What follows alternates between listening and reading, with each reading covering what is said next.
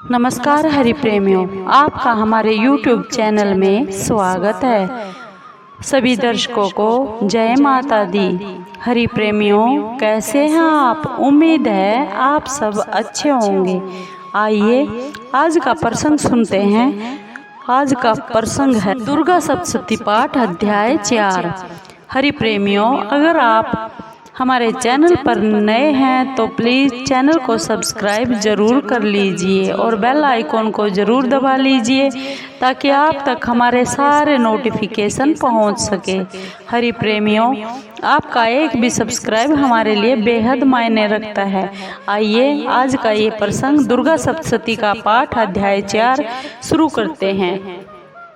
महर्षि मेधा बोले, देवी ने जब पराक्रमी दुरात्मा महिषासुर को मार गिराया और राक्षसों की सेना को मार दिया, तब इंद्र आदि सभी देवता अपने सिर तथा शरीर को झुकाकर माँ भगवती की स्तुति करने लगे।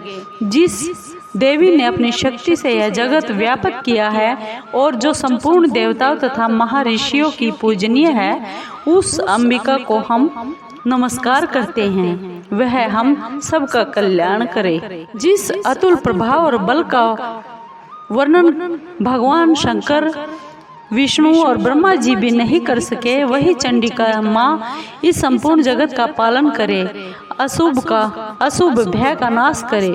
पुण्यात्माओं के घरों में तुम स्वयं लक्ष्मी माँ के रूप में हो और पापियों के घरों में अलक्ष्मी रूप में हो और सतकुल में उत्पन्न होने वालों के लिए तुम लज्जा रूप होकर उनके घरों में निवास करती हो। हम उस दुर्गा भवानी माँ को नमस्कार करते हैं। हे देवी, इस विश्व का पालन करो। हे देवी, हम तुम्हारे अचिंत्य रूप का किस प्रकार वर्णन करें।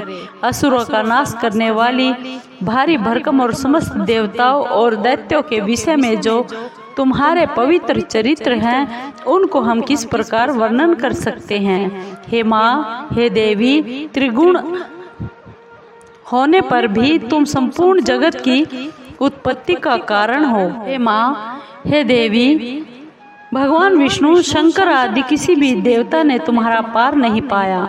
तुम सबकी आश्रय हो। यह संपूर्ण जगत तुम्हारा ही अंश रूप है, क्योंकि तुम सखी आदिभूत प्रकृति हो। हे देवी, तुम्हारे जिस नाम के उच्चारण से संपूर्ण यज्ञों में सब देवता तृप्ति लाभ करते हैं, वह स्वाहा तुम ही हो।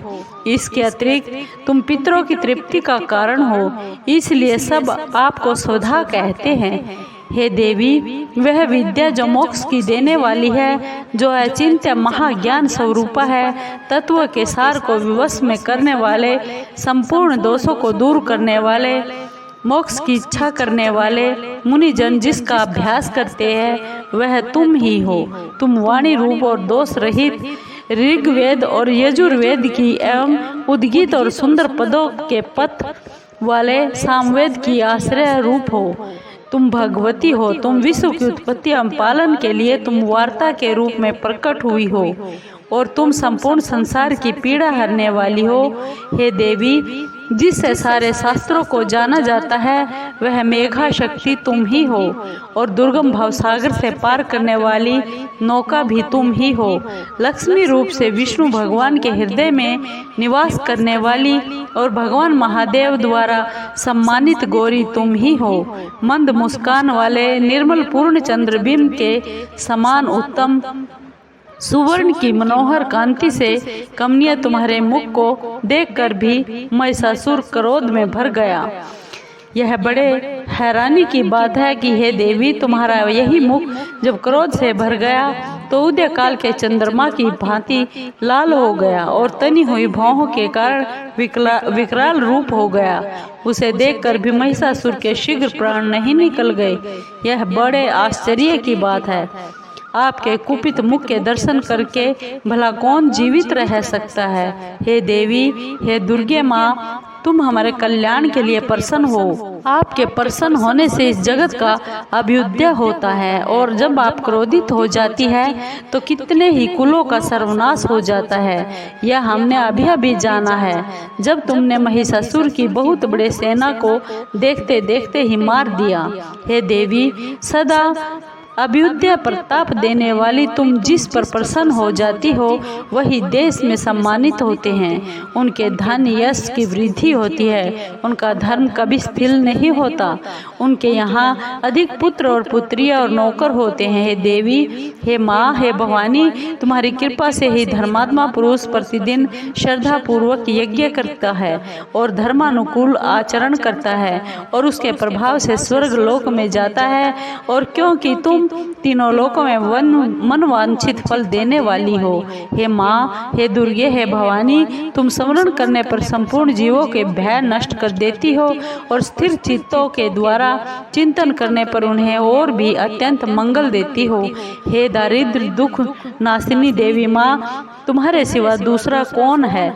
तुम्हारा चित्त सदा दूसरों के उपकार में लगा रहता है। हे माँ, तुम शत्रुओं को इसलिए मारती हो कि उनके मारने से दूसरों को सुख मिलता है। वह चाहे नरक में जाने के लिए चिरकाल तक पाप करते रहे हों, किंतु तुम्हारे साथ युद्ध करके सीधे स्वर्ग को जाए, इसलिए तुम उनका वध करती हो।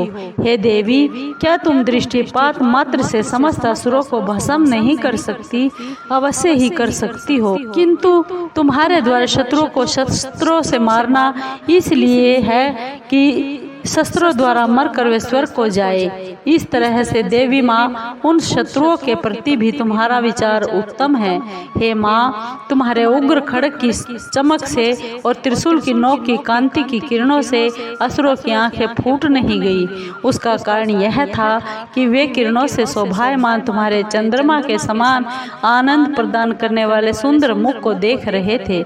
हे देवी, तुम्हारे शील बुरे वृत्तांत को दूर करने वाले हैं और सबसे अधिक सुंदर तुम्हारा रूप है, जो न तो कभी चिंतन में आ सकता है, न कि जिसकी दूसरों से कभी तुलना हो सकती है।